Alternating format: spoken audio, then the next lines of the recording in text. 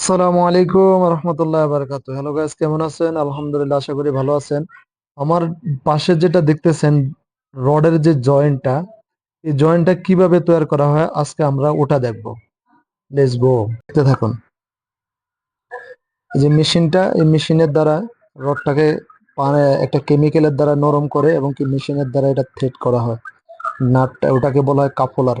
কাপলারটা লাগানোর জন্য আমরা দেখতে থাকি ইনশাল্লাহ।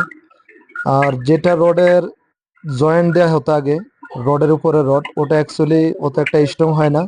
এই কারণে এখন ওই লেপটাকে ক্যান্সেল করে থ্রেড দিয়ে ওটা একটা নাটের মাধ্যমে রডটাকে দুইটা রডের মুখোমুখি ভাবে জয়েন করা হয়। ওটা স্ট্রং হয়, ভালো কাজ ভালো হয়, বিল্ডিং ও টেকসই ভালো হয় এবং কি এটা গ্যারান্টি গ্রহণযোগ্য। দেখেন কিভাবে থ্রেডটা করা হচ্ছে। খুবই গুরুত্বপূর্ণ একটা ভিডিও। যারা এই ধরনের কাজ শিখতে চান, কাজ শিখে বিদেশে আসবেন, তারা অনেক টাকা ইনকাম করতে পারবেন। থ্রেডটা মারা হয়ে গেছে, এখন দেখেন মেশিন থেকে রডটাকে বের করে ফেলা হবে। কমপ্লিট হয়ে গেছে। এখন আমরা চলে আসলাম কাপলারের কাছে। এটার নাম হলো কাপলার। যে নাটটা দেওয়া হয় এটাকে কাপলার বলা হয়।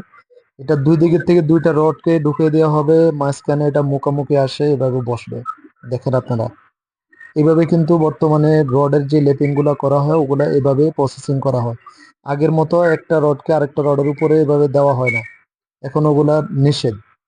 জানি না বাংলাদেশে কিভাবে হয়, আসলে বিদেশে এইভাবে কাজগুলা করা হয়। দেখেন, এখন দুইটা রড যখন লোড করবে তখন একটা রড আরেকটা রডের উপরে এভাবে মুখোমুখি বসবে, একটা আরেকটার উপরে যাবে না, মুখোমুখি হবে।